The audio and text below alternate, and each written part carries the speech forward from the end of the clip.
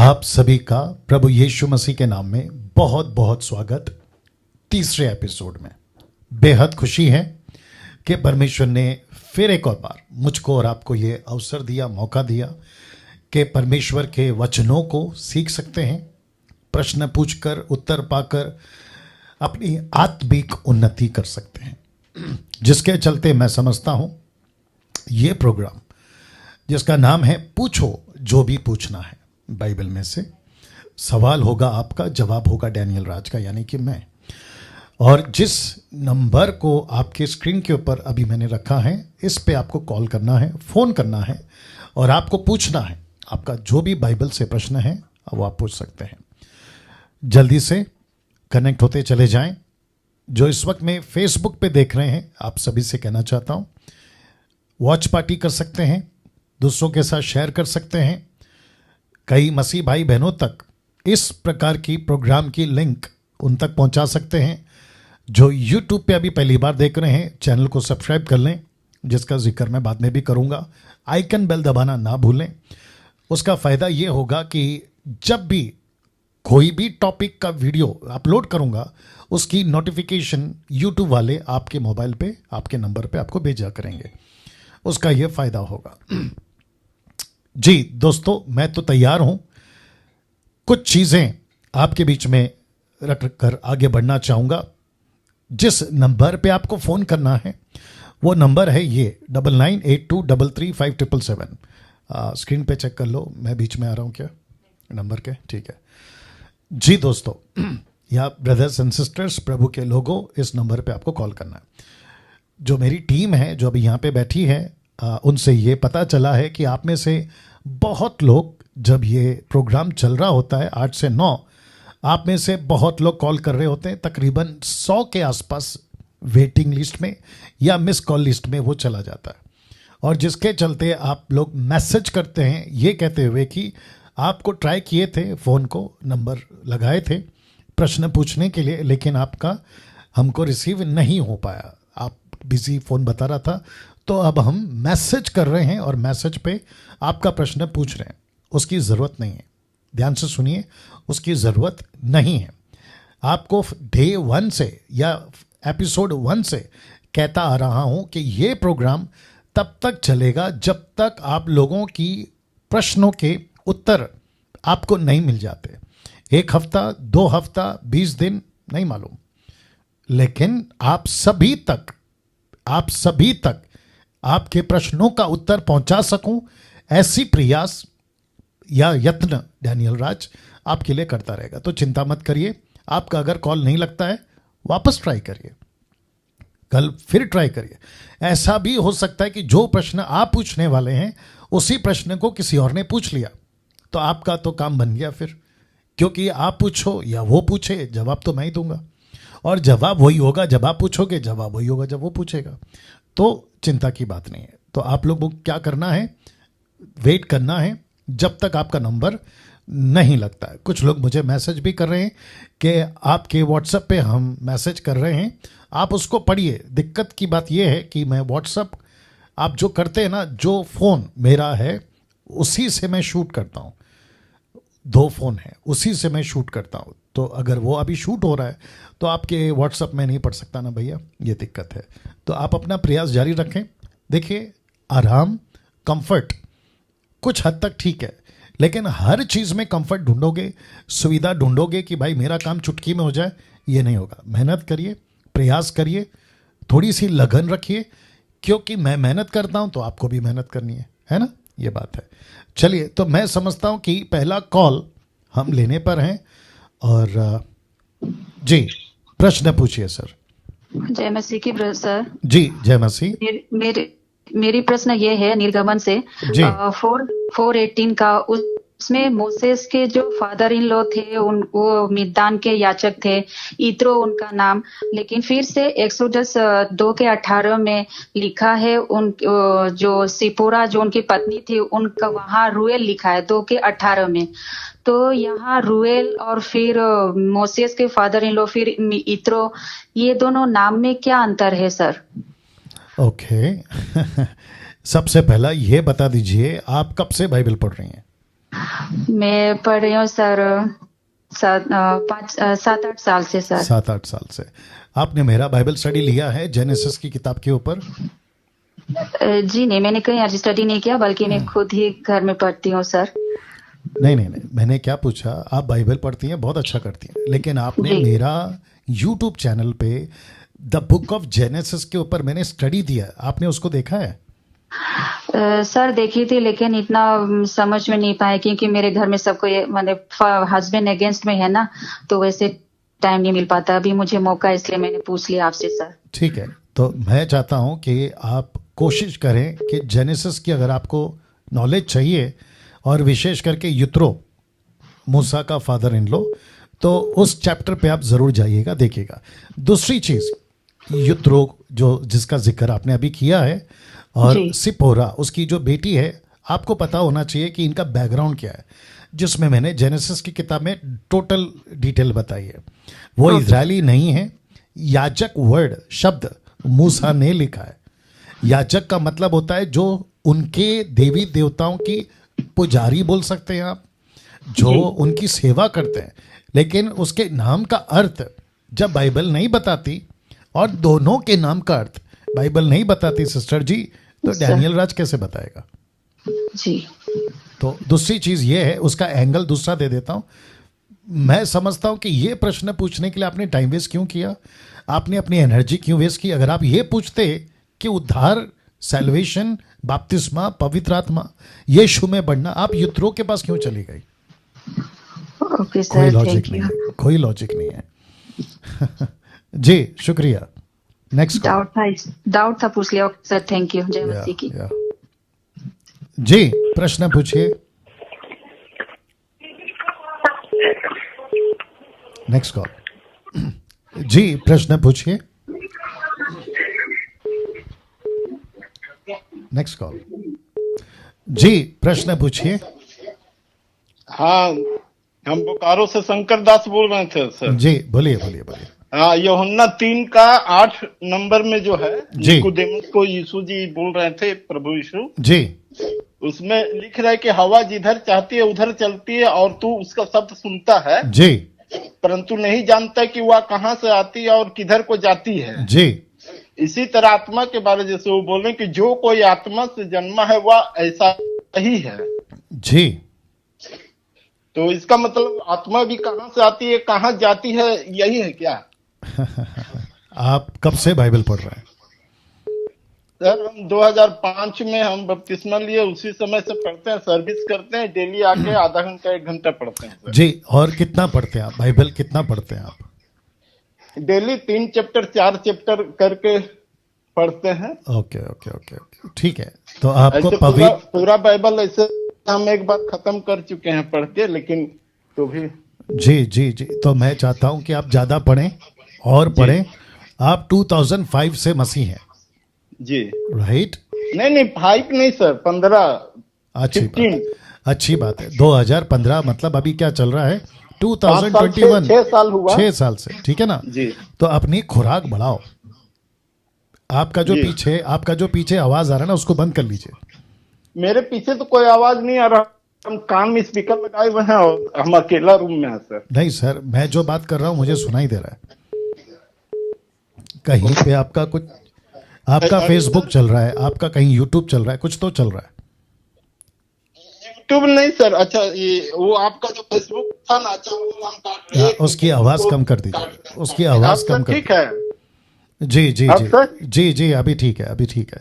तो जितने next collar हैं जो अभी कॉल करेंगे, मैं रिक्वेस्ट करता हूं आप अपना फेसबुक, यूट्यूब जो पीछे चल रहा होता है ना, उसको बंद करके ही आपको कॉल करना है, नहीं तो फिर आप ना ठीक से सुनोगे ना मैं ठीक से सुनूंगा। भाई का प्रश्न ये है, जी सुन लीजिए, भाई का प्रश्न ये है कि आवाज इधर चलती है उधर जाती है, आत्मा वैसी है, तू नहीं जानता कि वो कहाँ से आती है। तो इसका मतलब ये है कि निकोदेमुस यीशु को नहीं जानता, निकोदेमुस पवित्र आत्मा क्या है नहीं जानता। भाई साहब जो 2015 से बाइबल को पढ़ रहे हैं, तो इनकी बातों से ये अनुमान लगा सकते हैं, और इनके कंधे पे बंदूक रख के, दूसरे शब्दों में आपको मैं कहना चाहता हूं कि सबको स्टडी करना जरूरी है, पवित्र आत्मा की बातों को स्टडी करना जरूरी है। पौलुस कहता है पहला कुरिन्थियों के, अगर मैं गलत नहीं हूं, 3 अध्याय में वो कहता है कि जो आत्मा से जन्मा है आत्मा की बातें जानता है, जो आत्मा से नहीं जन्मा वो आत्मा की बातें नहीं जान पाएगा। तो निकोदेमुस को यीशु ने उसी कॉन्सेप्ट में या उसी वसीले से कहा कि इस तरीके से जो है तुम नहीं जानते हो कि तुम कहाँ के हो। और उसी संदर्भ में यूहन्ना 3 अध्याय वचन 3 से लेकर अगर हम 11-12 तक भी पढ़ते हैं तो यीशु कहता है कि मैं वहां से आया हूं, तुम नहीं जानते कि मैं कहां का हूं। ऐसी वाली बात है। तो मैं समझता हूं कि पवित्र आत्मा को अगर हम जान जाएंगे तो सारी बातों को भी जान जाएंगे। वो एक एग्जाम्पल था हवा को लेकर, दैट्स इट। हम सभी जानते हैं यीशु कहाँ से आया है, हम सभी जानते हैं पवित्र आत्मा कहाँ से आया है। और यीशु कौन है, पवित्र आत्मा कौन है, ये तीनों मिलकर पिता पुत्र पवित्र आत्मा एलोहिम परमेश्वर है। जी दूसरा सवाल, जी अपना प्रश्न पूछिए। जय मसीह की पास्टर जी। जी जय मसीह। मेरा क्वेश्चन आपसे है पास्टर जी। जी पहला तीमुथियुस 5 भाग उसकी 23 आयत से जी इसमें लिखा है पास्टर जी कि भविष्य में केवल जल ही का पीने वाला न रहे, पर अपने पेट के और अपने बार बार बीमार होने के कारण थोड़ा थोड़ा दारस भी काम में लाया कर। जी तो पास्टर जी मेरा आपसे क्वेश्चन ये है कि ऐसा संत पौलुस ने क्यों बोला पास्टर जी? क्योंकि पास्टर जी इस वचन से पास्टर जी काफी गलत शिक्षा दी जा रही है।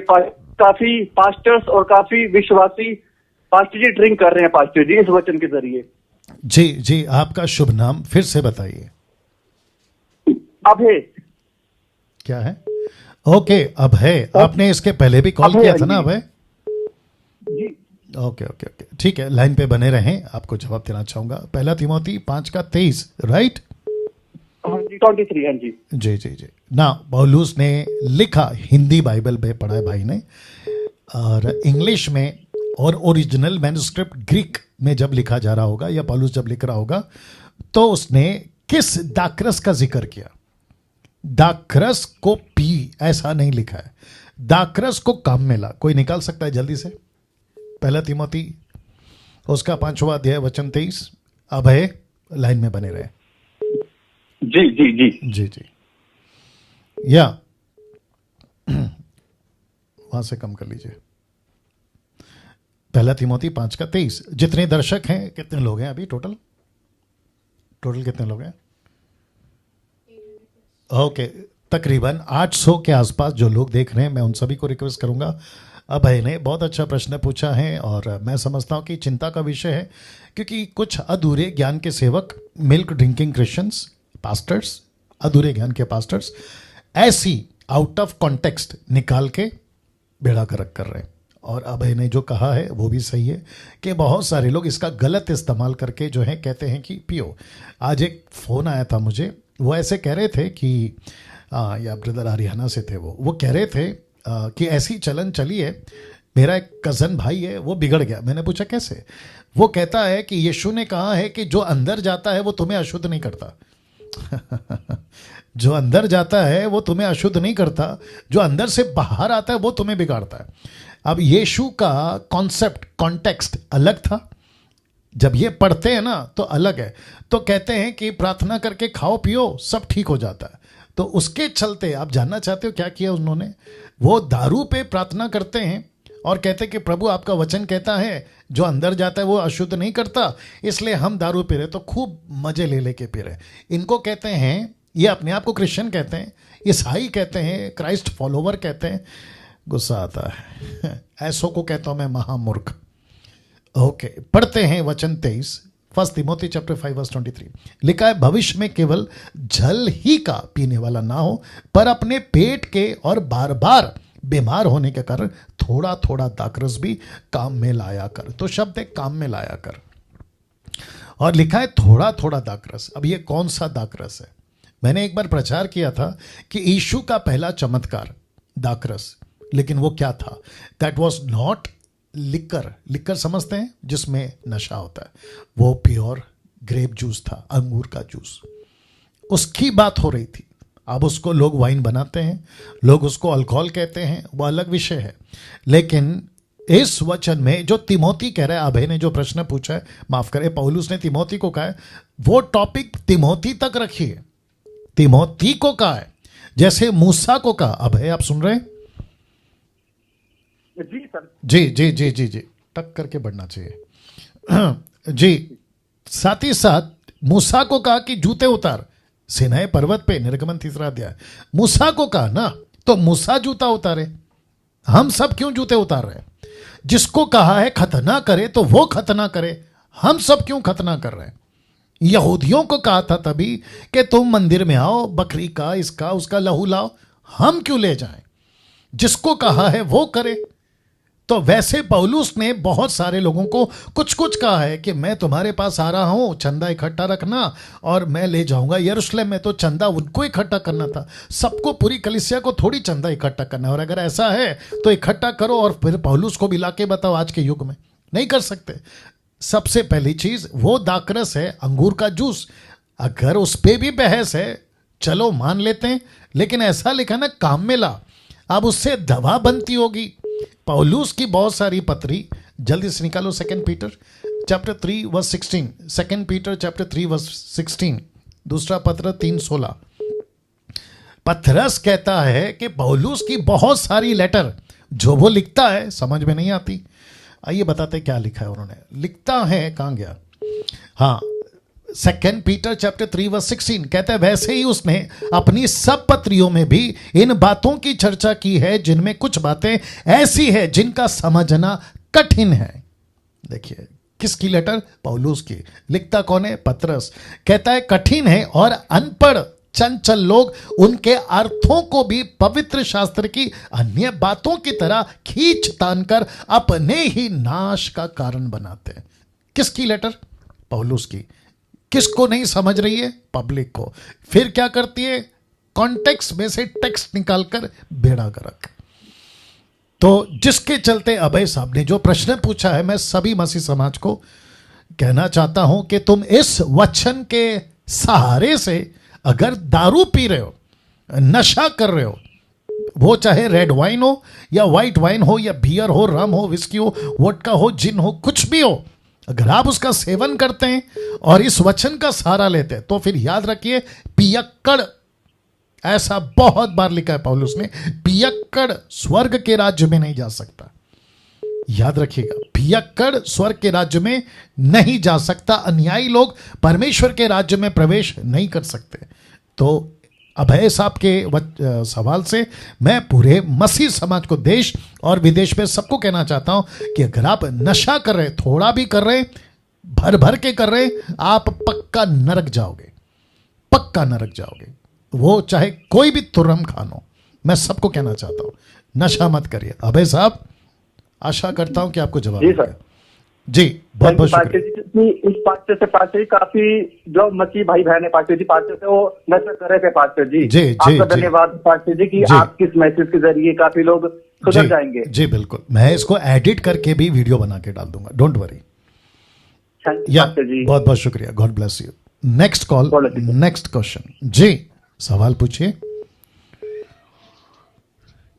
हेलो, या प्रश्न पूछिए।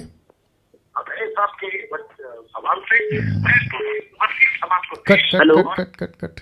जी, जो भी फोन कर रहे हैं, पीछे आपका फेसबुक यूट्यूब अगर ऑन रखकर बात कर रहे हैं तो आपका फोन कट जाएगा, हम यहां से काट देंगे। तो रिक्वेस्ट करता हूं कि जो भी फोन कर रहे हैं, पीछे का बैकग्राउंड आपको टोटल कट करके कॉल करना है। जी प्रश्न पूछिए। नहीं, कट करो। जी प्रश्न पूछिए। सर जी जी सर, मैं पूंछ से बोल रहा था। मुझे जरा ठीक से बोलिए, स्पष्ट बोलिए। मेरा क्वेश्चन ये है कि अगर कोई मसीह में कोई अगर डेथ हो जाता है जी, तो उसका शव को जलाने से कोई रुक है या ऐसा जलाने से होता है? नहीं समझा मैं, वापस बोलिए। यदि कोई मसीह अगर मर जाता है तो उसका शव जो है कि गाड़ना चाहिए या जलाना चाहिए? Okay okay okay. आपका शुभ नाम? मेरा योगेश राय, मैं पूंछ से बोल रहा हूँ। आप लोग जो भी कॉल करके फोन पे जब आपका नाम बताते हैं ना, तो थोड़ा धीरे से बताएं, आराम से बताएं और थोड़ा ठहराव के साथ बताएं। आप इतना जल्दी बोल जाते हैं कि समझ में नहीं आता। आपका नाम फिर से रिपीट करिए धीरे से। मेरा नाम योगेश राय है सर। हाँ, ऐसे बोलना चाहिए, योगेश राय। आप कब से मसीह हैं सर? मैं 2008 से हूँ सर। 2008 से। बाइबल पढ़ते हैं सर आप?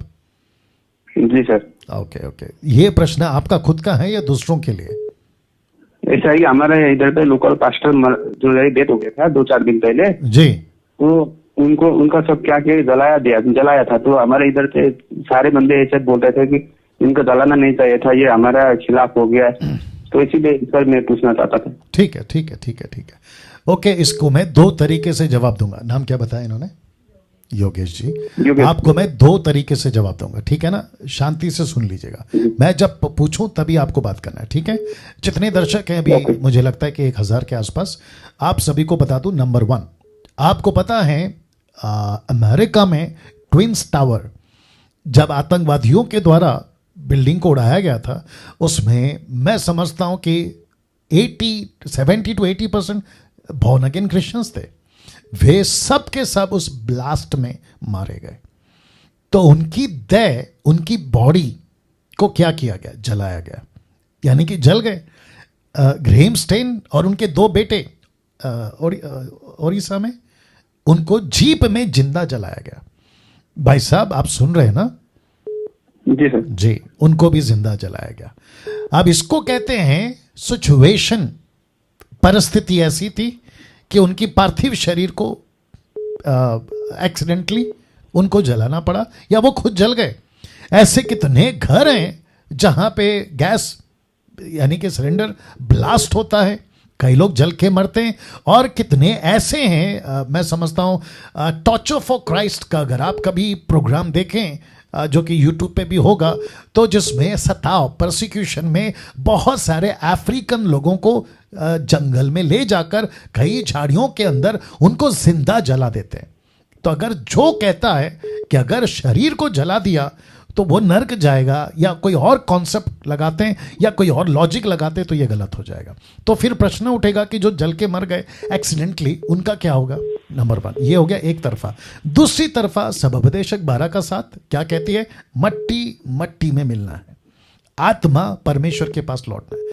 तो लेखक सुलेमान राजा ये लिखकर चले गए। ऑब्वियस है, परमेश्वर ने आदम को बनाया कहां से? मट्टी से। हम सब क्या है? मट्टी से। तो उस वचन का सहारा, और बहुत सारी जगह पे, वो चाहे मूसा का टाइम हो, वो चाहे अब्राहम का टाइम हो, वो चाहे यीशु का समय, पतरस पौलुस के समय, कहीं पे भी बाइबल में जला दो या जलाया, ऐसा कभी किसी यहूदी, इजरायली, यीशु के वक्त विश्वासी का जिक्र नहीं है। बल्कि गाड़ा गया, गुफा में रखा गया, जैसे यीशु के पार्थिव शरीर को गुफा में रखा गया, पत्थर को लुढ़का दिया, बस उसको कहते हैं मैयत। यूसुफ यानी कि याकूब का क्या कहते हैं, संतानों में से एक यूसुफ, जोसेफ, उसकी पार्थिव शरीर क्या की गई? मिस्र में रखी गई मम्मी की तरह, जिसको मम्मीज कहते हैं। और उसकी हड्डियों को 430 साल के बाद मूसा लेकर आता है। तो अगर कोई कहता है कि जलाना गलत है, तो फिर प्रश्न उठता है कि क्यों गलत है? क्योंकि कई लोग ऐसे भी मरते हैं जो जल के मर गए, उनकी शरीर नहीं मिली। अभी जो वायरस फैला है कोरोना वायरस का, उसके मुताबिक भी हम समझ पा रहे हैं कि कितने क्रिश्चियंस हैं जिनकी डेड बॉडी को हॉस्पिटल में उनके रिलेटिव्स लेने नहीं जाते। तो बीएमसी, नगर पालिका, मुंबई की बीएमसी, इसलिए बीएमसी कह रहा हूं, नगर पालिका, म्युनिसिपालिटी, नगर पालिका, वो क्या करती है, या गवर्नमेंट हॉस्पिटल क्या करती है? उनके डेड बॉडी को लेती है और जैसे जलाते हैं हिंदुओं में, वैसे जलाकर खत्म कर देते हैं। तो फिर ये एक प्रश्न है। अब इनके क्षेत्र में कोई पास्टर मर गए, उनको क्यों जलाया, वो अलग विषय, वो उनका व्यक्तिगत या पर्सनल है। लेकिन अगर आप मुझे पूछोगे कि क्या करना चाहिए अगर कोई मसीह मरता है, मैं कहूंगा बाइबल के अनुसार उसको गाड़ना चाहिए, मट्टी में गाड़ना चाहिए, जलाना नहीं चाहिए। लेकिन अगर एक्सीडेंटली कोई जल गया, तो ये अगर कोई कहेगा वो नर्क गया है, ये गलत हो गया, तो फिर वो भी गलत है। एक्सीडेंटली जल गया, कोई दिक्कत नहीं, उसकी स्पिरिट इंपॉर्टेंट है, शरीर नहीं। तो ये जवाब है, राइट भाई साहब?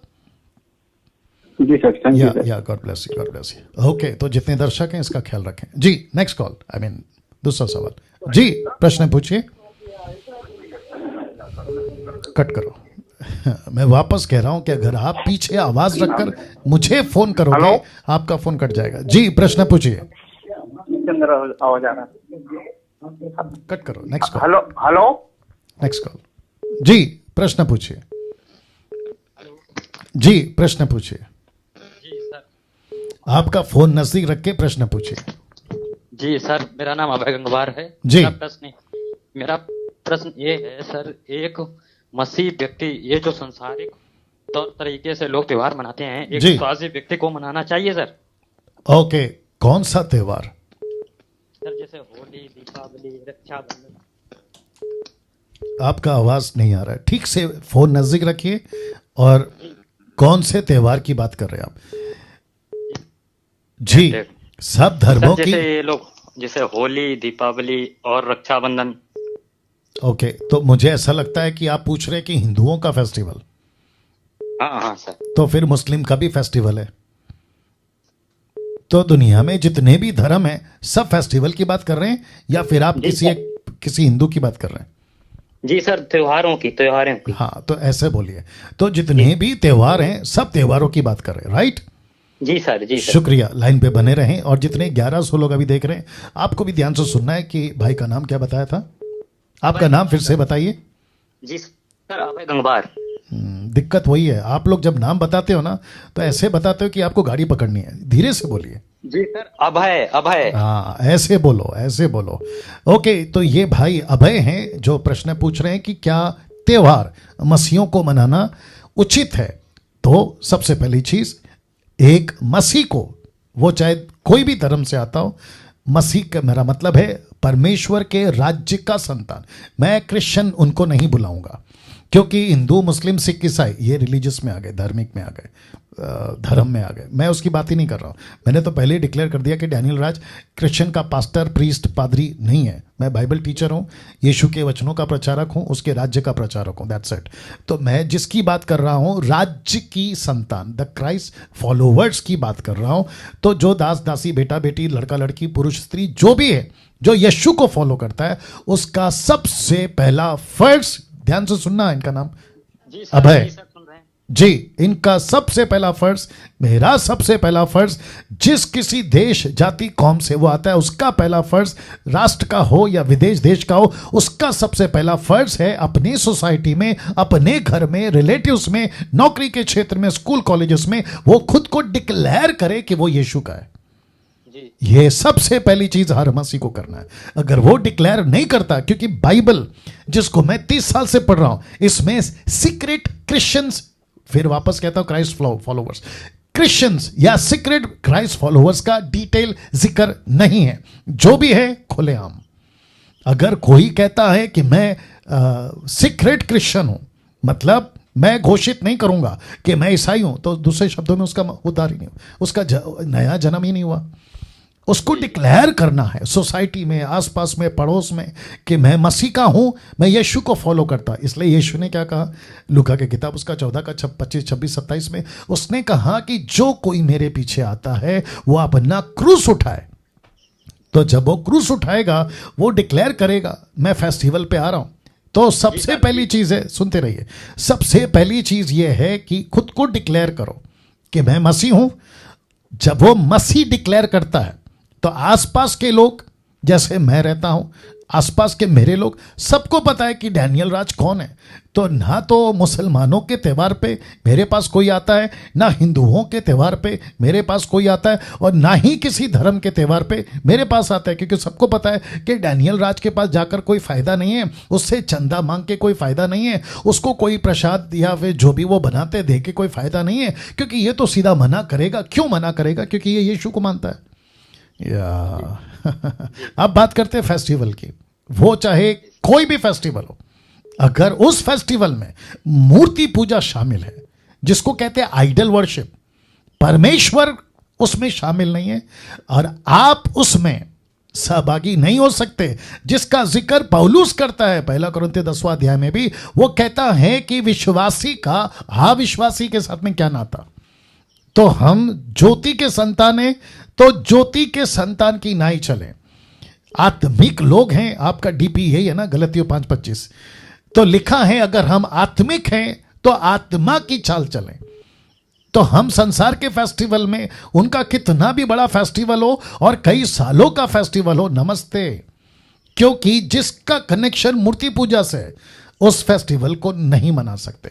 लेकिन जिस फेस्टिवल में मूर्ति पूजा नहीं है, कल्चर है, क्योंकि मुझे तो खैर इतना नहीं पता है कि कौन कौन सा फेस्टिवल में मूर्ति पूजा या कल्चर है या मूर्ति पूजा नहीं है, मुझे नहीं मालूम। लेकिन जो करता है उसको पूछिए, डिटेल पता लगाइए, नहीं तो गूगल पे टाइप करके पता लगाइए और आप उसके बारे में जो है जानकारी हासिल करिए। अगर जरा सा भी लगा कि इसमें मूर्ति पूजा है, मत करो। सीधी बात, आपकी जान जाती है, नमस्ते, बिल्कुल खुशी से दे दो, क्योंकि मसीह के लिए यहां मरना, अनंत काल का जीवन पाना। मसीह को यहां इनकार करना, अनंत काल के लिए नरक में जाना। उम्मीद करता हूं आपको जवाब मिल गया। जी सर। हाँ सर, हम कुछ और बात पूछ रहे हैं सर। एक अब विश्वासी का कहना है कि जैसे प्रसाद लोग चढ़ाते हैं त्योहारों पर, वो नहीं करते हैं, लेकिन और उनके सारे कामों में शामिल होते हैं, ये करना उनको सही है क्या? देखिए, वापस मैं फिर कहूंगा, जिस चीज को करते हैं, जिस किसी में शामिल होते हैं, सबसे पहला वो विश्वासी है। उसने खुद की घोषणा की है ना कि मैं विश्वासी हूं। अगर एक विश्वासी है तो उसका काम, उसका रास्ता अलग होना चाहिए ना भैया। अगर वो उसमें शामिल हो रहा है तो फिर प्रश्न उठता है कि क्या वो मूर्ति पूजा में शामिल हो रहा है। अगर मूर्ति पूजा नहीं है, बस वो सुसमाचार सुनाने के मकसद से या उनको वचन सुनाने के मकसद से उनके साथ दोस्ती करता है तो कोई दिक्कत नहीं है। अच्छा, लेकिन मूर्ति पूजा ना करे बस। ठीक है सर। और हमारा एक और ये सवाल है जी कि जी सर, क्या प्रार्थना में एक व्यक्ति को, जैसे कोई बंदा है वो बहुत अधिक गुस्सा करता है, ठीक है, वो अगर गुस्सा करता है तो उसे इस बात की मांग करनी चाहिए कि प्रभु हमें इस बात का अनुग्रह दे कि ताकि मेरा क्रोध कम हो। अनुग्रह की सर मांग करनी चाहिए हमें प्रेयर में। हाँ, क्यों नहीं कर सकते ना। अच्छा, ठीक है सर। तो प्रार्थना में नहीं मांगेंगे तो फिर कहाँ पे मांगेंगे सर? जी सर, शुक्रिया सर। ये तो क्वेश्चन है हमारा। बस, क्योंकि बहुत लोग वेटिंग में। आप 3 पूछ चुके हैं। अच्छा सर, ठीक है। कल कोशिश करिए, बहुत बहुत शुक्रिया। ठीक है। या दोस्तों, उम्मीद करता हूँ जवाब मिल गया। Next call, next question. जी, प्रश्न पूछिए। कट करो। मैं फिर कह रहा हूं कि जो भी फोन करते हैं, पीछे आपका बैकग्राउंड बंद होना चाहिए। जी, प्रश्न पूछिए। हेलो जी, जय मसीह पास्टर साहब। जी, जय मसीह। हाँ, मेरा नाम ललित है। जी सब मुझे एक क्वेश्चन था। ये जो प्रभु का आगमन है, जी, सेकंड कमिंग, जी, तो उसमें कहा है कि बी प्रिपेयर्ड, तैयार रहो। जी, तो पास्टर साहब, जब प्रभु का आगमन होगा तो आधी दुनिया सो रही होगी, आधी दुनिया जाग रही होगी, आधी जगह अंधेरा होगा, आधी जगह उजियाला होगा। जी, तो उजियाले वाले तो सेंस में रहेंगे, जागे हुए रहेंगे। जी, और अंधेरे वाले तो सो रहे होंगे। जी। तो मतलब किस तरह की तैयारी के वो हमारा आत्मा रिकॉग्नाइज करेगा प्रभु को कि हम ऑटोमेटिकली खींच लिए जाएंगे? कैसा होगा वो? मुझे थोड़ा सा मेरा अंडरस्टैंडिंग नहीं हो पा रहा ये बात। जी, ओके। आपका नाम क्या बताया? ललित साहब, आपका एज क्या है? जी सर। आपकी उम्र क्या है? उम्र मेरी 40 है। 40? ओके। और आप बाइबल कितना पढ़ते हैं और कब से पढ़ रहे हैं? बाइबल मतलब मैं तो 2000 समझो 4-5 से हूँ, बिलीवर हूँ। हाँ। और मैं बाइबल थोड़ा पढ़ता हूँ और गॉड टीवी ये सब सरमन्स ज्यादा सुनता हूँ। नहीं सर, आप सरमन सुनते, मुझे उससे कोई एतराज नहीं है। लेकिन अगर आप बाइबल नहीं पढ़ते हो तो मुझे एतराज है। आपको कम से कम, मेरी बात सुन लो, आपको कम से कम 30 to 40 चैप्टर्स एवरीडे पढ़ना है। जी बात साहब। हाँ, क्यों कह रहा हूं पता है? जितने दर्शक हैं वो भी सोच रहे होंगे कि मैंने, नाम क्या बताया? ललित से ये सवाल मैंने क्यों पूछा, आप भी सोच रहे होंगे। देखो ललित, नाराज नहीं होना, ठीक है? नहीं पास्टर साहब, हाँ, नाराज क्यों होंगे? जी, सुन लीजिए। आपने जो प्रश्न पूछा है ना, मैं जब 93 में प्रभु में आया था ना, मैंने जब पहली बार पढ़ा था ना कि जागते रहो, मत्ती का 26 अध्याय में मैंने जब पहली बार पढ़ा था ना, जागते रहो, तो मैं डर गया। मैंने बोला, प्रभु इसका मतलब क्या मैं रात में नहीं सोऊं? तो उसको कहते हैं 1 कुरिन्थियों 13 का, अगर मैं गलत नहीं हूं, 12-11-13 से आगे कहता है, जब मैं बच्चा था तो मैं बच्चों जैसी बातें करता था, लेकिन अब सियाना हो गया। तो ललित जी, जब आप बाइबल पढ़ते हैं ना, तो यीशु मसीह फिजिकल नींद की बात नहीं कर रहे, सबसे हाँ पहले जी। दिमाग में बात को डाल दीजिए। यहां हाँ जी। बात हो रही है आत्मिक तैयारी की। आप सो रहे हैं या जाग रहे हैं, इससे कोई फर्क नहीं पड़ता। अब ऐसे भी लोग हैं जो जाग तो रहे हैं लेकिन उनका आत्मिक जीवन सही नहीं है, तो क्या इसका मतलब वो उठा लिए जाएंगे? बिल्कुल नहीं। तो यीशु का सोने का जागने का कनेक्शन है आत्मिक बातें। मैंने अभी थोड़ी देर पहले कहा था जो आत्मिक है वो आत्मिक बातों को समझेगा। तो आपका दिन हो रात हो, अभी अमेरिका में दिन है क्योंकि भारत में रात है, तो यहां यीशु आएगा तो अमेरिका में भी तो आएगा ना भैया। हाँ तो इसका मतलब क्या है? जो सो रहे हैं अमेरिका में, जिनका आत्मिक जीवन अच्छा है, उनको यीशु छोड़ देगा? ये गलत है ना भैया। तो आपकी नॉलेज को डेवलप करो, बाइबल को अच्छे से पढ़ो। फिजिकल नींद की बात नहीं हो रही है, बात हो रही है स्पिरिचुअल आत्मिक तैयारी की, ठीक है? नहीं तो हम रात को सोते भी होंगे और प्रभु आ गए तो हमारा आत्मा खींच लिया जाएगा। Of course. आपको किसने कहा कि अगर आप रात को सो रहे हैं तो आपको प्रभु छोड़ के चला जाएगा? ये आपको किसने बोल दिया? नहीं मैंने छोड़ के जाने के लिए मुझे ये नहीं समझ आ रहा था कि कैसे रिकग्निशन होगा। वो ले पलक झपकते होगा और हम नींद, आधी दुनिया नींद में होगी, बिलीवर्स होंगे नींद में। तो मैं वही सोच में पड़ा कि कैसे उठ जाएंगे फिर, मतलब कैसे पहचानेंगे, मतलब देखिए हमारी आत्मा खींच ली जाएगी जी जी automatically। जी जी जी जी देखिए मैं वापस कह रहा हूं आपको, ठीक है ना? पतरस यीशु का चेला था। हाँ जी वेरी गुड। वो सोता था? करेक्ट। नहीं, मैं पूछ रहा हूं आपसे, वो सोता था क्या? हाँ सोता था। कैसे बता सकते हैं? क्योंकि प्रेरितों की किताब 12 अध्याय में जब वो सो रहा था तभी तो स्वर्गदूत ने उसको उठाया ना। तो उसके मन में यह प्रश्न नहीं रहेगा कि प्रभु मैं तो सो रहा हूं, अगर आप रात में आ गए तो मेरा क्या होगा? उसके मन में नहीं आया रहेगा? ऑफ कोर्स आया रहेगा। बट ये ऐसा नहीं है आप सो रहे हो जाग रहे हो। यार मेरे को ये जवाब देते हुए हंसी आ रही है, पता है तुमको ललित? मुझे ऐसा लग रहा है मैं संडे क्लास के बच्चे को टीचिंग दे रहा हूं। यार क्या प्रश्न है यार, ये क्या प्रश्न है? मैं फिर कहता हूं कि आप जाग रहे हो सो रहे हो, इससे कोई फर्क नहीं पड़ता है। आपकी आत्मिक तैयारी होनी चाहिए और उसकी चिंता मत करो। तुम यार जीते जी सोने की बात कर रहे हो। पौलुस कहता है कि जो मर गए मुर्दे उनको तक प्रभु उठाएगा। तुम तो जिंदा हो यार। Yes correct yes. चलो God bless you, take care. Next thank you call. Pastor. या God bless you. Next call जी, प्रश्न पूछिए। अंकल जी जी जय मसीह। जय मसीह जय मसीह। जय मसीह की। अंकल जी मैं मेरठ यूपी से बोल रहा हूँ। जी पूछिए मेरा भैया। नाम निशांत डेविड है। जी अंकल जी मैंने आपके प्रकाशित वाक्य रेवलेशन के सारे लेक्चर देखे हैं, जी सारी टीचिंग देखी है। अंकल जी मेरा एक सवाल है। जी अंकल जी पिछले महीने 13 तारीख को मेरे पापा की सडनली डेथ हो गई। जी उसके 7 दिन बाद मेरा बड़ा वाला भाई हॉस्पिटल में एडमिट हो गया। जी उसके बाद 20 तारीख को मेरे जो ताऊ जी थे वो उनकी डेथ हो गई। जी और ये कल मेरे बड़े वाले जो ताऊ जी जिनकी डेथ हुई थी उनके जी। बेटे की डेथ हो गई। जी तो अंकल जी मेरा ये सवाल है, लोग ये कह रहे हैं कि आपके घर में किसी ने कुछ श्राप वगैरह दे दिया है जी किसी को। तो अंकल जी। जी मेरा ये सवाल है कि मैंने जहां तक आपकी टीचिंग और बाइबल में जितना लिखा है मुझे 101% विश्वास है कि ऐसा कुछ नहीं है। Right. लेकिन इस समय जो ताई जी हैं, भाभी वगैरह हैं, वो सब अंधविश्वास में मतलब हो चुके हैं, मतलब इस तरह से। ओके आपका प्रश्न पे आ जाओ क्योंकि काफी लोग वेटिंग पे हैं। आप ये जी। पूछना चाह रहे हैं कि मसीह बनने के बाद श्राप रहता है या नहीं रहता, ये पूछ रहे हैं आप? जी अंकल जी अंकल जी ओके अंकल जी ओके अंकल। तो ये डायरेक्ट आ जाना था ना भैया। चलिए कोई बात नहीं। आपका जी, नाम अंकल, फिर से जी, बताइए, क्या नाम बताया? Nishant David uncle. निशान देव, तुम याद रखा करो। निशान जी शांति से मेरे प्रश्नों आपके प्रश्नों का उत्तर ले लीजिए, ठीक है ना? जितने अंकल, दर्शक हैं 1400 के आस माफ करें, हाँ 1400 के आसपास लोग हैं, मैं उनको कहना चाहता हूँ आप भी सुने।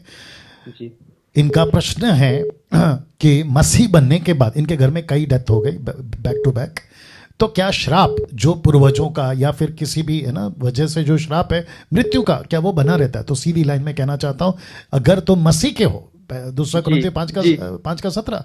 नहीं आप शांत रहिए, सचिन है ना इनका नाम, निशान, शांत रहिए, मैं आपसे नहीं सबसे बात कर रहा हूं, ठीक है ना? या तो दूसरा कुरिन्थियों 5 का 17 कहता है जो मसीह में है वो नई सृष्टि है, पुरानी बातें बीत गई।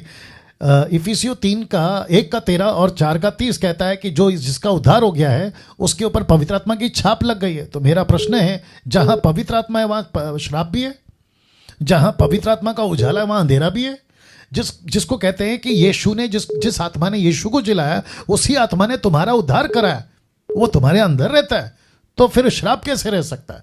तो सबसे पहली चीज है कि सैल्वेशन के पैकेज में श्राप निकल जाता है, बंधन टूट जाते हैं, वो चाहे किसी भी पूर्वजों का, पीढ़ियों का, अलाना फलाना किसी का भी हो। और अगर यूनक, आप जानते हैं यूनक का मतलब क्या है, अगर वो भी श्राप देता है तो वो श्राप भी मसीहों को नहीं लगता।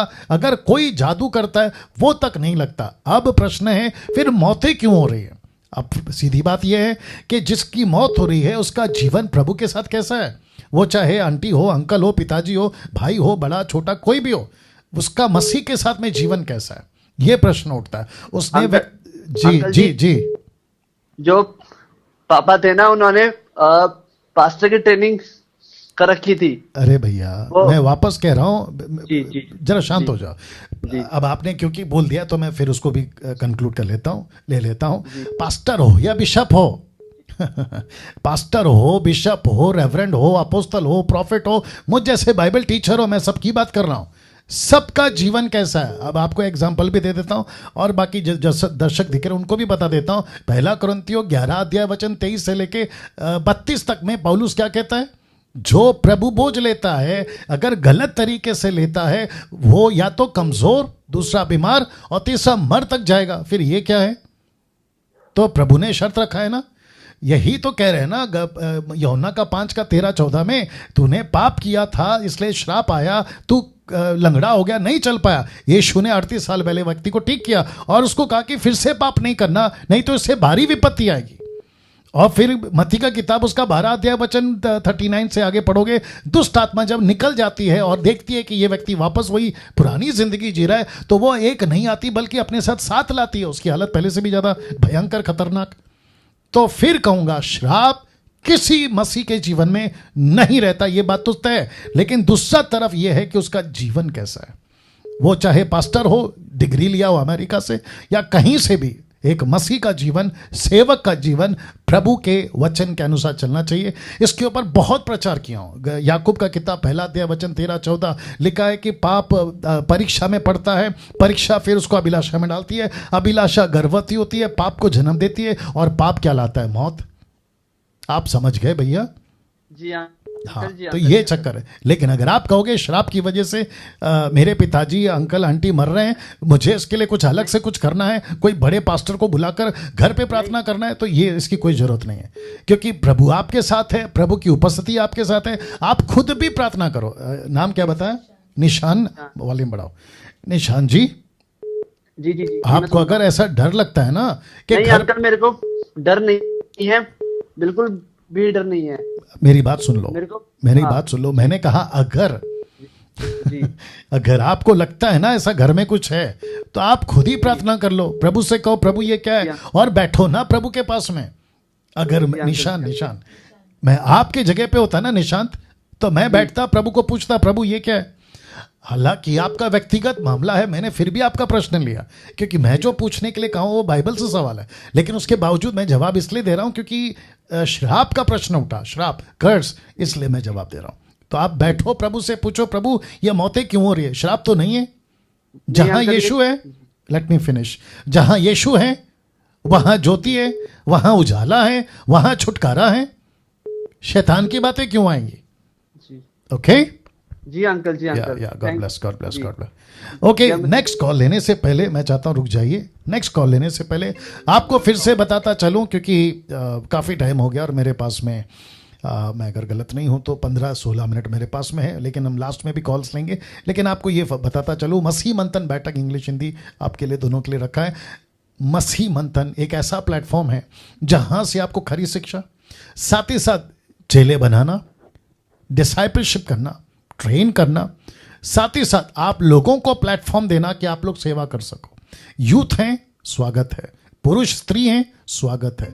मसीह मंथन के पेज पे आप लोग जो हैं आ सकते हैं, प्रचार कर सकते हैं, परमेश्वर का काम कर सकते हैं। महिला हो तो बनिए, तो करिए, पुरुष हैं तो करिए। बीच में किसी ने पूछा था, क्योंकि टॉपिक निकला इसलिए बोल देता हूं, क्या पुरुष, माफी चाहूंगा, क्या स्त्री, महिला, वुमेन क्या बपतिस्मा दे सकती है? बिल्कुल दे सकती है। क्या वो चर्च चला सकती है? 100% डंके की चोट पे बोलता हूं, चला सकती है। कौन सा रेफरेंस है पास्टर डेनियल? मत्ती 28 का 18 से 20। यीशु ने कहा जाओ, तो किसको कहा? सबको। जो यीशु पर विश्वास करेगा उसको, जिसने यीशु को स्वीकार किया उसको, वो पुरुष हो या स्त्री हो। और पौलुस कहते हैं गलातियों की किताब में, वो कहता है ना नर रहा ना नारी रहा, तुम सब मसीह में एक हो। तो उस वसीले से कहता, अब कोई बीच में अधूरा ज्ञान वाला अलाना फलाना अगर मुझे कहेगा, फिर 1 कुरिन्थियों 14 का 34 और 1 तीमोथी 2 अध्याय वचन 9 से आगे, जहां पे पौलुस कहता है कि स्त्रियां कलीसिया में चुप रहें, तो वो स्त्री नहीं, किसी की पत्नी है।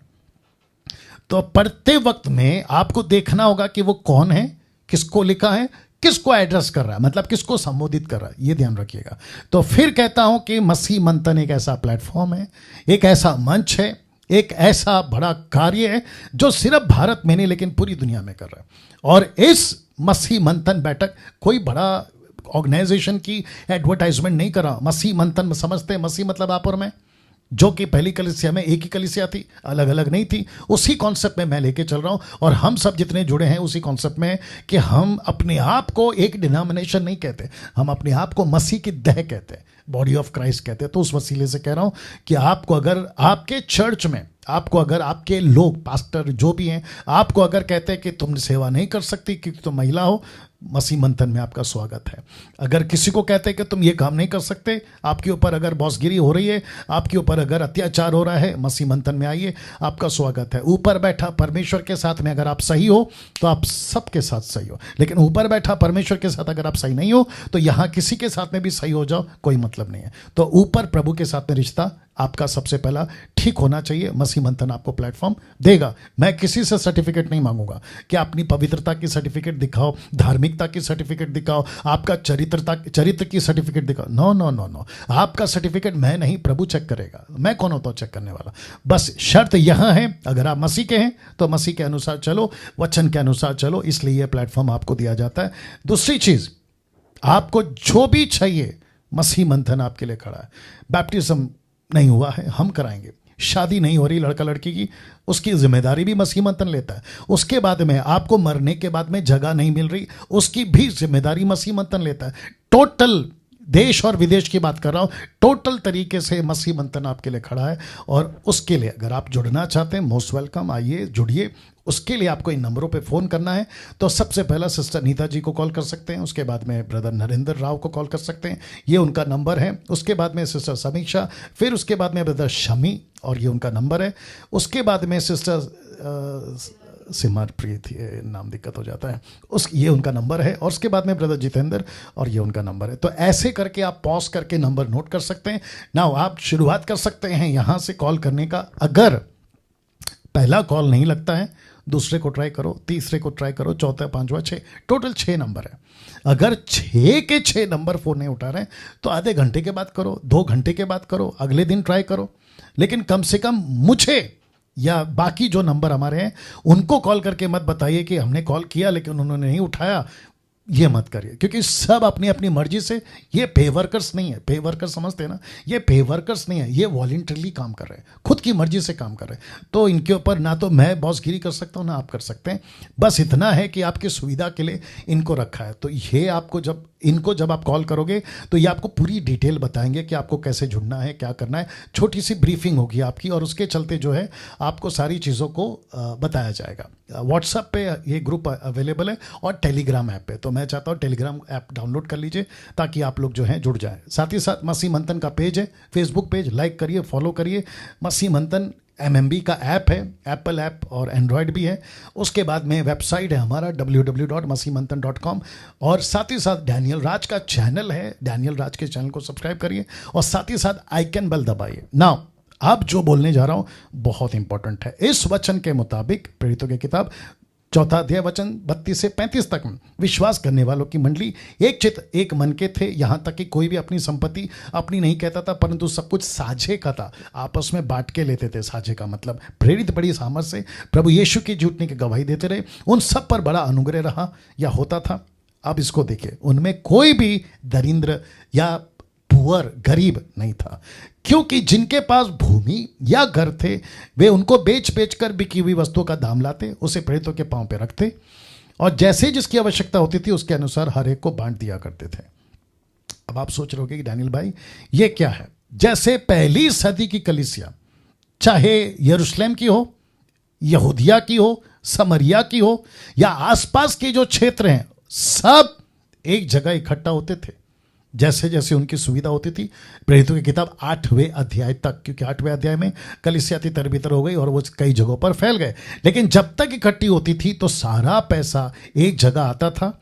पतरस या उनकी कोई टीम होगी, खैर उसका जिक्र नहीं है, फिर वो क्या करते थे, पैसा रखते नहीं थे, बल्कि जिसकी जैसी आवश्यकता होती थी उसको बांट दिया करते थे। उसी वसीले से अभी जो रखा है, अब परिस्थिति भारत में, खास करके अदर कंट्रीज में तो है दिक्कत, लेकिन मैंने वहाँ की रिस्पॉन्सिबिलिटी नहीं ली, सिर्फ भारत की बात कर रहा हूँ। 135 करोड़ का भारत, जिसमें मैं समझता हूँ कम से कम 7 से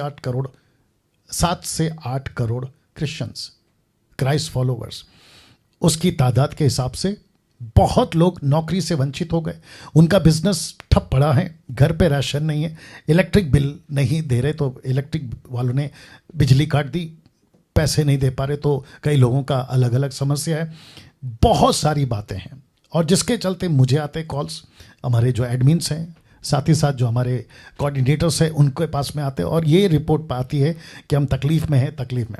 तब जाके मैंने ये तय किया कि हम इनको मदद करेंगे, पैसे से नहीं लेकिन राशन से।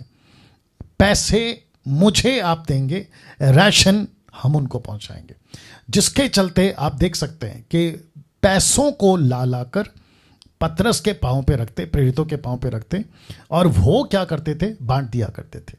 तो इसी प्रोसेस को हम करेंगे। तो मुझे लगता है कि इस मुहिम को स्टार्ट कर 5 दिन हो गए होंगे, आज का दिन पकड़कर कम से कम 80 परिवार को अभी तक या उससे भी ज़्यादा हम लोगों की मदद कर चुके हैं। 2-2 हज़ार रुपए की राशन पैकेट बना के हम उनके घर पर पहुंचा चुके हैं।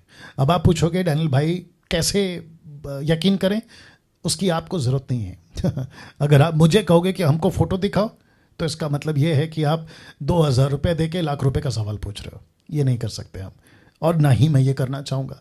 यीशु कहता है कि तुम जब देते हो तो ढिंढोरा मत पीटो, तो मैं भी नहीं करूँगा। हाँ, मैं जिसको कह रहा हूँ कि तुमको पैसे देता हूँ, जाके राशन बांट के आओ या पैकेट बांट के आओ, मैं उनसे रिपोर्ट लेता हूँ। और मैं इसलिए लेता हूँ क्योंकि मुझे उनके ऊपर विश्वास है, और उनका और मेरे बीच में वो जो अंडरस्टैंडिंग है उसकी चिंता आपको करने की ज़रूरत नहीं। अगर आपको यकीन है, बेशक आप आइए, स्वागत है, मदद कीजिए, नहीं है तो नमस्ते। बाकी प्रभु बैठा है, प्रभु उनको चलाएगा। तो ऐसे लोग जो मदद करना चाहते हैं, इस नंबर पे आपको कॉल करके, या अगर आपका गूगल है, गूगल पे बोलते हैं, तो डायरेक्ट इस नंबर पे कर सकते हैं। आपको फ़ोन करके पे करना है, देना है तो फ़ोन करके भी पे कर सकते हैं या दे सकते हैं, या आपको अकाउंट नंबर चाहिए, कॉल करिए, आपको अकाउंट नंबर मिल जाएगा।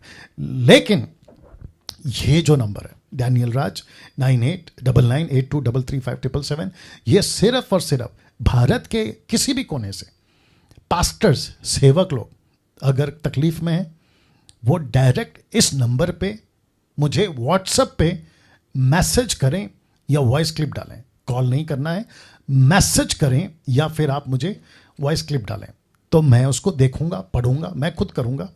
और पास्टर अगर आप हैं तो हम आपकी मदद भी करना चाहेंगे। तो इसके साथ ये बात बताते हुए नेक्स्ट कॉल हम लेना चाहेंगे, और नंबर वापस रख देता हूं। नंबर है ये। जी, प्रश्न पूछिए सर। हेलो जी। हेलो जी, प्रश्न पूछिए। हाँ सर, मैं पुणे से बात कर रहा हूँ सर। जी। हाँ सर, मेरा प्रश्न है सर। सर जैसे सर रैप्चर बोलते सर, लोग बोलते हैं सर, मसीह वाले को सर, रैप्चर के टाइम में सर लोगों को जो विश्वासी है सर जी,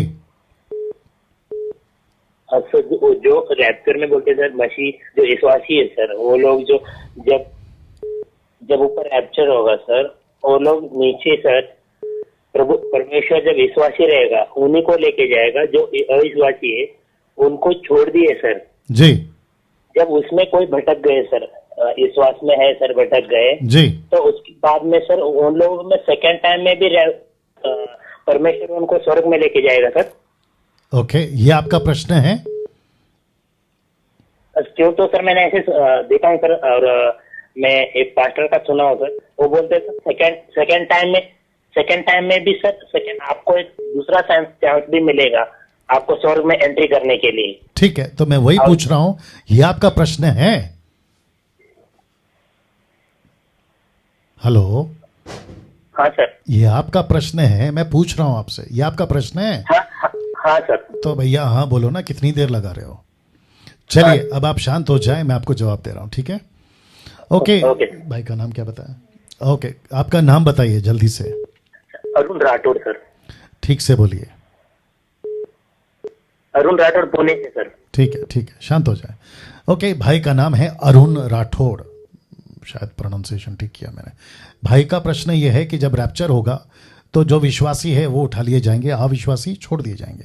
फिर इनका दूसरा उसी के साथ में मिलता जुलता प्रश्न यह है कि जो विश्वासी वो भटक गए, दूसरे शब्दों में पाप का जीवन जी रहे, उनको अगर फर्स्ट रैप्चर में नहीं उठाया गया तो जब यीशु सार्वजनिक दूसरी बार आएंगे बादलों पे तब उनको मौका मिलेगा। ऐसा इनका प्रश्न है, अगर मैंने सही समझा। तो जितने दर्शक हैं अभी देख रहे हैं, तो मैं उनको भी कहना चाहता हूं, अगर आपका भी ये प्रश्न है तो जवाब यूं है कि देखो भाई, चांस क्यों ले रहे हो? नंबर 1, आप चांस क्यों ले रहे हो? आप ऐसा जीवन जियो कि आप पहले रैप्चर में चले जाओ। इसके ऊपर, रैप्चर के ऊपर मैं स्टडी दे चुका हूं, रेवलेशन का जो टीचिंग है उसको मैं दे चुका हूं। मैं कल इसके ऊपर डिटेल में बात करूंगा कि कितने सारे यूट्यूब पे आप लोग जो है मेरे टीचिंग को देख सकते हैं, जो मैंने दिया हुआ है उसमें मैं बता चुका हूं कि अगर फर्स्ट रैप्चर में नहीं गए, आप सेकंड का चांस का वेट कर रहे हो कि यार चलो पाप का जीवन है, ठीक नहीं है, अभी मजा कर लेते हैं, सेकंड में तो चले जाएंगे, वो आपके ऊपर भारी पड़ जाएगा। दूसरे शब्दों में, अगर आप पहले विश्वास योग्य नहीं निकले तो क्या गारंटी है कि आप दोबारा में विश्वास योग्य निकलोगे? अभी जब सब कुछ ठीक है, आपका मसीह जीवन नहीं जिया जा रहा है, जब एंटी क्राइस्ट आ जाएगा, सत्ताव बढ़ जाएगा, 1 गवर्नमेंट, 1 रिलीजन, 1 डोमिनेशन आ जाएगा, तब ऐसे टाइम पे आपको बाइबल कहां से मिलेगी, चर्च कहां से मिलेगा, स्टडी कहां से मिलेगी? तब तो आपका भटकने का चांस 99.9% हो जाएगा। आप सुन रहे हैं भाई साहब? हाँ, तो ये जो चांस है ना सेकंड का, इसके ऊपर कभी नहीं बैठना। मुझे नहीं पता वो कौन सा पास्टर है और कौन से मकसद से उन्होंने कहा, मुझे नहीं जाना है उसमें। लेकिन अगर आप मुझे पूछोगे, शांत हो जाइए, अगर आप मुझे पूछोगे तो मैं कहूंगा आप सेकंड का चांस क्यों ले रहे हो? जो पाप करता है, लेट मी फिनिश ब्रदर, जो पाप करता है वो पाप करता ही रहेगा। अगर ये सोचकर वो जी रहा है मसीह जीवन कि भाई चलो फर्स्ट में नहीं मिला तो सेकंड में तो मौका मिल ही जाएगा, तो भैया तुम फर्स्ट में गए तो सेकंड में पक्का जाओगे। बोलिए सर, क्या बोलना चाहते हैं? सर और एक बात है सर, जैसे सर कोई विश्वासी है सर, लड़का है सर जी, हेलो सर, विश्वासी है सर, जैसा लड़का है सर, वो जो अविश्वासी इसके साथ शादी कर सकता है, जैसा सर मूर्ति पूजा वो लड़की करती है, जैसा लड़का लड़की, जैसे कोई भी सर हो। एक सेकंड,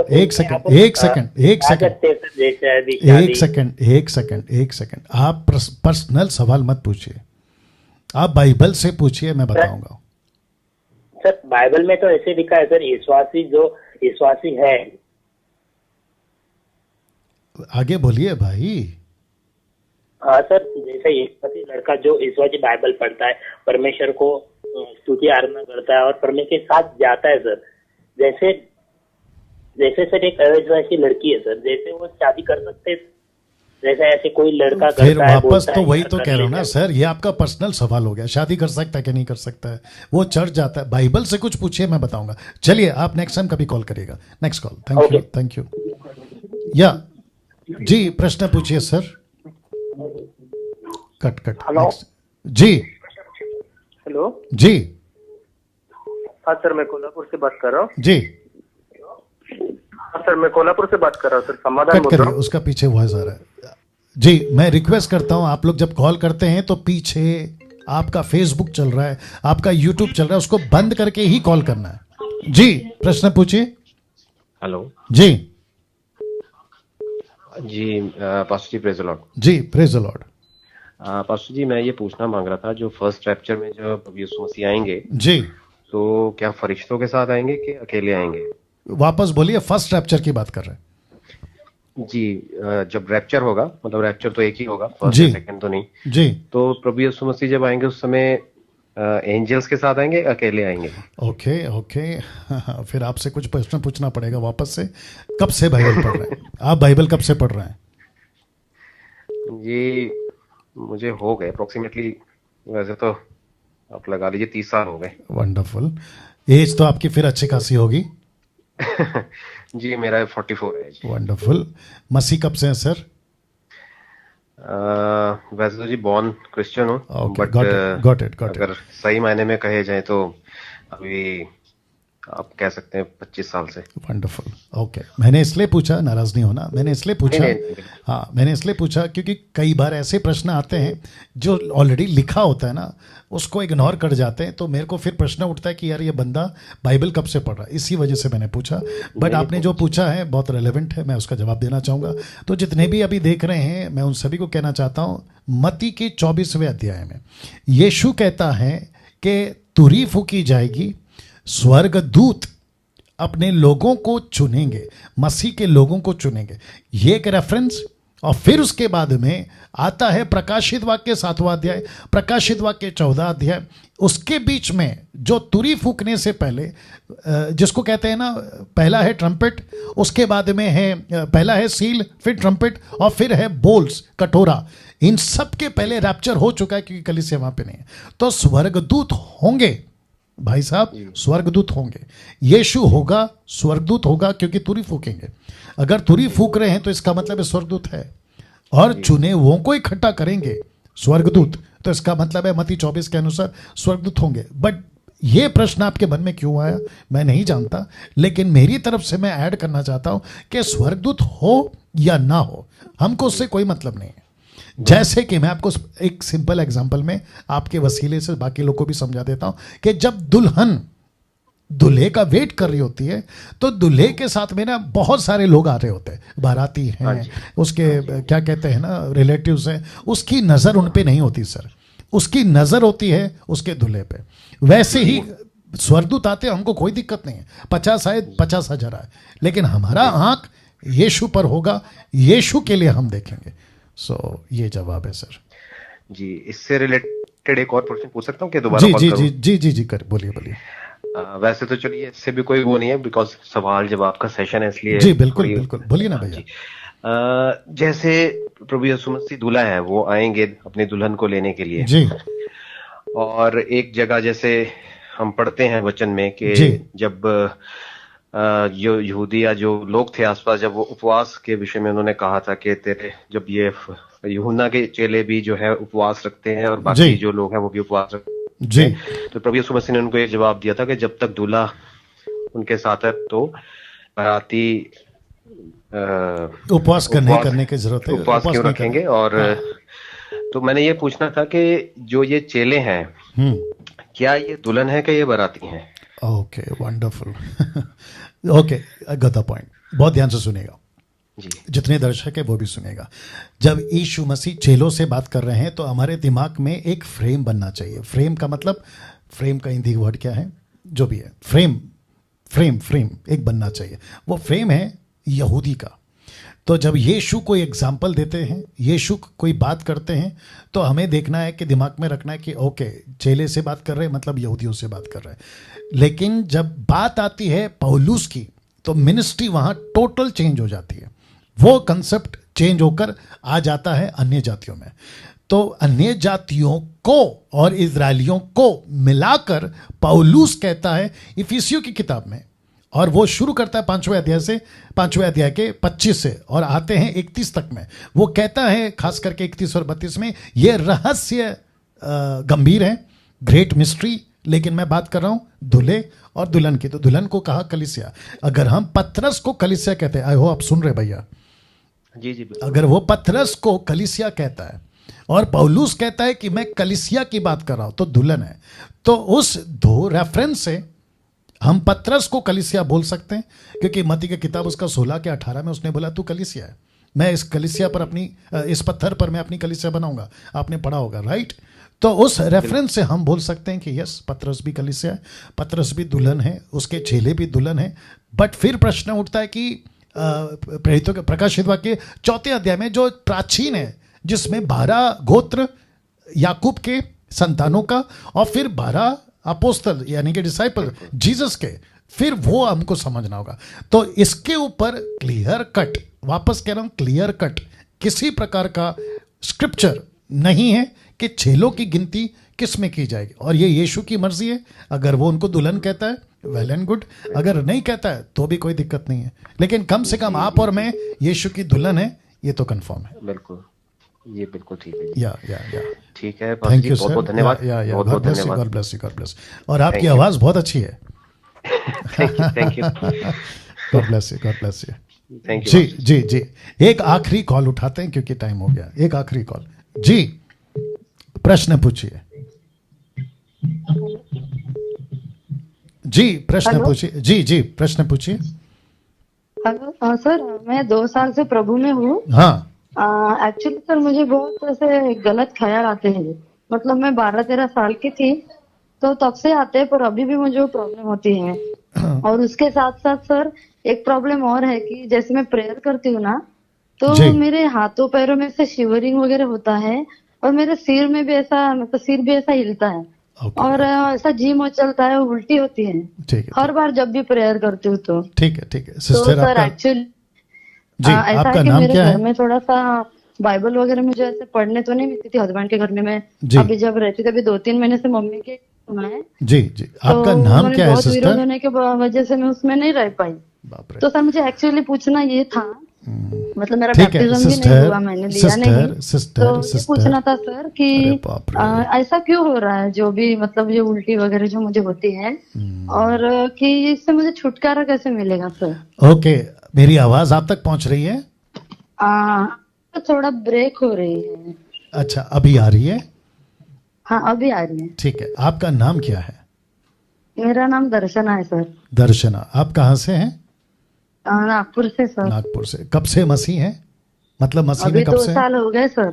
2 साल हो गए, ठीक है। हाँ। देखिए, ये जो प्रोग्राम है ना सिस्टर, हाँ। यहाँ पे बाइबल से प्रश्न पूछने को बोला गया है। आपका व्यक्तिगत समस्या है ना ये? हाँ सर, थोड़ा प्रॉब्लम। मेरी बात सुन लीजिए, मेरी बात सुन लीजिए। आप जो बोल रही हैं ना, मैं उससे क्या कहते हैं ना, इत्तेफाक रखता हूँ। आप परेशान हैं, आप दिक्कत में हैं, ये बात सब सही है। लेकिन ये जो जगह आपने अभी कॉल किया है ना, ये बाइबल से प्रश्न पूछने के लिए व्यक्तिगत समस्या नहीं। ये तो ऐसा हो गया कि आप, अरे बाप रे, नहीं सर, एक्चुअली नहीं, अगर ऐसा प्रॉब्लम है सर तो ऐसे कंडीशन में बैप्टिज्म ले सकते हैं क्या? ठीक है, आप मुझे अलग से कॉल करिए, मैं आपसे बाद में बात करूंगा सिस्टर। हाँ ठीक है, क्योंकि काफी लोग हैं ना। एक आखिरी कॉल, मैं आपको पर्सनली कॉल करने वाली थी। एक आखिरी कॉल हम लेंगे और फिर उसके बाद मैं उम्मीद करता हूँ कि कट करो। हेलो जी, ये डैनियल रस के प्रोग्राम है ना सर? जी सर बोल रहे हैं सर आप? जी, मैं डैनियल राज जी जी मैं सिस्टर जी। सर एक सेकंड, मेरे हस्बैंड आपसे बात करेगा बोल रहे हैं। जी हाँ जी, जान जल्दी आइए सर। बाप रे। हाँ सर, ऑनलाइन ये क्वेश्चन चल रहा है ना सर अभी भी? जी चल रहा है। हाँ जी सर, जी वही पूछना था कुछ वो आपसे, जल्दी। हाँ लीजिए, ये आखिरी कॉल है दोस्तों, उसके बाद खत्म करेंगे। जय मसीह सर। जी भैया, जय मसीह। जय मसीह सर। सर मैं दीमापुर नागालैंड से बोल रहा हूँ सर। जी बोलिए। सर मेरा नाम शंकर है सर। जी सर, मैं वो पूछना चाहता हूँ सर कि सर ये जो जनरेशन कर्ज जो है, मेरे मम्मी पिताजी वो लोग तो हिंदू है सर, मैं तो ज्यादा दिन नहीं हुआ क्रिश्चियन होने वाला, मैं 3 साल हुआ प्रभु को जानने के लिए सर। जी, तो मैं वो चाहता हूँ कि जो मेरे जो माता पिताजी से जो लोगों का कर्ज है, जो जनरेशन कर्ज है, कि सर वो हम लोग को साथ में भी लगा रहता है क्या, जैसे जनरेशन कर्ज? Okay, got it. अब मेरा सवाल, आपके सवालों का जवाब मैं दे रहा हूँ, उसको सुन लीजिए शांत होकर, ठीक है ना? जी सर। देखिए, ये वही प्रश्न है जो अभी थोड़ी देर पहले किसी ने पूछा था। लगता है भाई साहब ने नहीं सुना, इसलिए वो पूछ रहे, कोई दिक्कत नहीं, मैं जवाब फिर भी दे देता हूँ। जब हम मसीह बन जाते हैं, भाई साहब आप सुन रहे होंगे, जब हम मसीह बन जाते हैं, जिस दिन हम यीशु को अपनाते हैं, किसी प्रकार का कोई श्राप हमारी जिंदगी में नहीं रहता, नहीं रहता, नहीं रहता। अच्छा, यह पत्थर की लकीर है, नहीं रहता। उसके बाद अगर कोई तकलीफ में है, परेशानी में है, तो वो बैठे प्रभु के पास, पूछे प्रभु से क्या जीवन में दिक्कत है, ऐसा क्यों हो रहा है, क्या मेरा जीवन प्रभु के साथ ठीक नहीं है, इन सबको जांचें, बाकी उसको प्रभु जवाब देगा। बहुत बहुत शुक्रिया sir, thank you, God bless. या कट करें। ओके दोस्तों, मैं यहाँ पे समाप्त कर रहा हूँ। माफ़ी चाहता हूँ कि आज 10 मिनट में आगे चला गया, बट इंटरेस्टिंग हो रहा है, दिलचस्प बन रहा है। मैं समझ पा रहा हूँ कि मसीह की दया में कितनी दिक्कतें हैं, मैच्योरिटी किस लेवल पे है, परिपक्वता की कितनी ज़रूरत है, ये भी समझ पा रहा हूँ। और मुझे क्या कहते हैं, अफसोस है इन सबको। खैर एक दो को गिनकर मैं सबको एक ही कटघरे में नहीं खड़ा करना चाहता, वो बात भी अलग है, बट फिर भी प्रश्न उठता है कि मैच्योरिटी लेवल बहुत कम है। तो मैं समझता हूं कि मैंने सुविधा के लिए, आत्मिक मजबूती के लिए ये ऑप्शन रखा है, प्रोग्राम रखा है, ताकि आप प्रश्न पूछें, मजबूत हो। लेकिन अगर ये प्रोग्राम नहीं होगा, मुझ जैसे लोग अगर ऐसे अवेलेबल नहीं रहेंगे, तो आप क्या करोगे? बैसाखी मत ढूंढो, खुद के पैर पे खड़े रहो, खुद स्टडी करो, पढ़ो बाइबल को, मांगो प्रभु से, परमेश्वर के साथ में मजबूती बनाओ। मैं हमेशा कहता हूं, जिसको कहने के लिए मुझे कोई परहेज नहीं है, कि मैं 3 बार 5वीं क्लास फेल हूं, 3 बार, उसके बावजूद मैं स्टडी करता हूं हर ट्रांसलेशन, हर लैंग्वेज को, कॉन्टेक्स्ट को, हिस्ट्री को, क्रिटिक्स को, सब कुछ। उसके बाद ये 30 साल में मैंने जो भी ज्ञान हासिल किया है, मैं अपने तक क्यों रखूं, आपके साथ बांटूं, इस वजह से मैंने ये प्रोग्राम रखा है। और ये मैं तब तक रखूंगा जब तक आप लोगों के प्रश्न खत्म नहीं हो जाते। तो कल फिर वापस आ रहा हूं 8 बजे। मेहरबानी करके कॉल करने वाले कॉलर्स अपने पीछे का बैकग्राउंड म्यूजिक बंद करके ही कॉल करें, अन्यथा आपका नंबर काट दिया जाएगा। चलिए, अपना ख्याल रखें, प्रभु आपको आशीष दे। और याद रखिएगा, जो पहली बार देख रहे हैं यूट्यूब चैनल, सब्सक्राइब करिए, आइकन बेल दबाइए, और फेसबुक वाले आप लोग पेज को लाइक करें, फॉलो करें। Thank you, God bless you. कल 8 बजे फिर मुलाकात होगी।